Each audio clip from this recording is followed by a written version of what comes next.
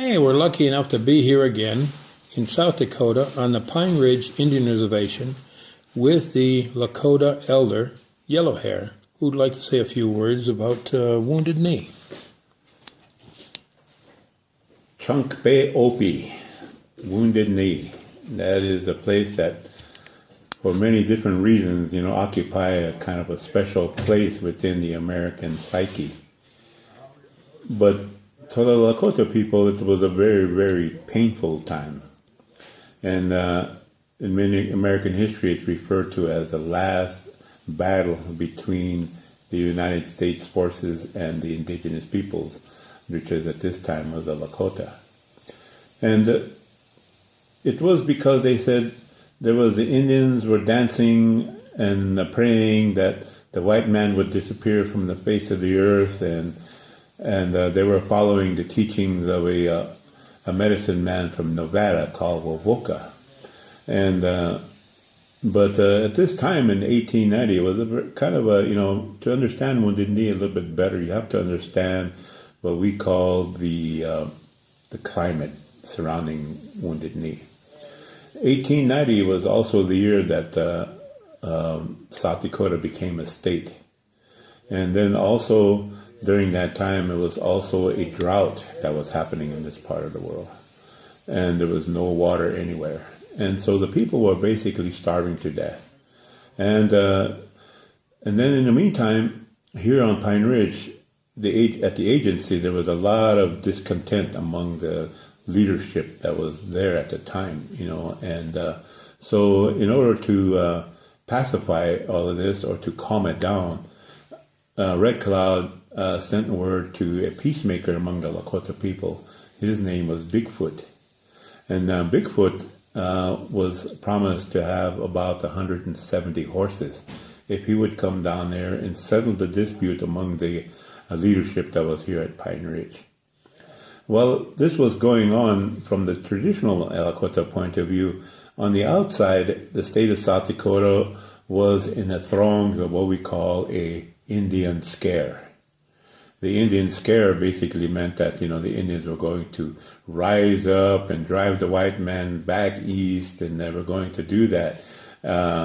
And so as a result, a lot of the people who were living in the western half of the state of South Dakota, which were a treaty violation in the first place, because these were interlopers who came to the Great Sioux Nation at the time and decided to put up homes and things like that. And it turns out but they wanted to keep what they stole. So as a result, they had the military all riled up.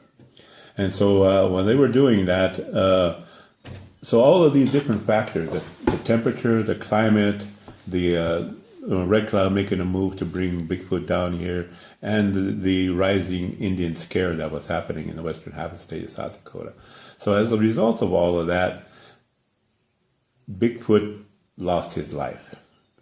And he lost it in a place called Wounded Knee. And his original home is what we call Bridger, South Dakota today. And it was directly north of the Pine Ridge Indian Reservation, about 160 miles. And the Bigfoot left in the middle of the night. And also you have to remember during this time, during December 17th of that year of 1890, one of the most famous Hunkpapa leader, Sitting Bull, was murdered up there in Standing Rock Reservation in a place called Little Eagle, South Dakota.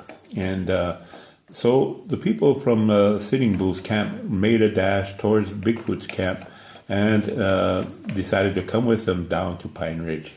Well, the little unknown to them was that the soldiers were following the ones who were running from Sitting Bull's camp down to Bigfoot's, and decided to chase the Indians into the all the way down to Pine Ridge. So approximately 2,000 soldiers were mobilized in that area and trying to stop Bigfoot from coming down to Pine Ridge. And at Pine Ridge, both the agencies, Pine Ridge and Rosebud, got together, and they were gathered in the Badlands to what we call ghost dance. And they were ghost dancing up there in a place called the Strongholds. And of course, the amounts that was done in there, history says there was over 2,000 Indians up there. But if you go up to where the stronghold is, there's only 2 watering holes, and there's probably enough sufficient hay up there for maybe 200-300 horses.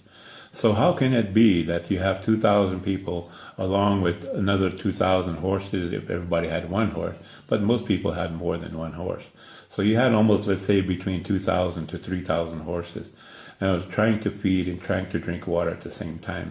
So somehow or another, the numbers like this were inflated. And as a result, a big war or a mistake of a war was brought upon the Great Sioux Nation. And as Bigfoot made his way down into the Pine Ridge Indian Reservation, soldiers were being mobilized everywhere. Citizen militia was being mobilized everywhere. And every Indian was a free shot or free game to be shot down. And so during this climate, this stage, and walked in Bigfoot. And he was captured on the 27th of December, and then the next day he was moved to Wounded Knee on the 28th. And early on the morning of the 29th of December, after being surrounded, and an itinerant shot went off, and everything, as we say, blood ran slowly into the Wounded Knee Creek bottom. And over 300 men, women, and children were killed. But probably what's more sad than anything other than the actual battle itself, because all the Indians were disarmed, and even the women had their knives and their scissors and their punch poles all taken away from them. And so basically Lakotas were unarmed. And then this gunshot went off. And then the massacre happened. So, that itself is bad. But what happened afterwards, that all these people who came to Pine Ridge looking for a Indian uprising in a modern sense, went along, and wherever Indian people were wounded or badly wounded, they would just do hara-kiri on them. They shoot them. And they even enticed little boys, 5 boys were hiding in a creek bottom. They enticed them out, and when they come out on the open, they shot them all down. And these are the kind of things that we know what the nature of the United States is all about. To make a war on women and children and old people, this is not an honorable way of dealing with so-called enemies. And especially the Lakota people, because at that time they were completely disarmed, there was no food, and they were all sick. Bigfoot himself had a pneumonia at the time and was laying in the back of a bug board, and they took him and they put him out there, and then they shot him right where he lied.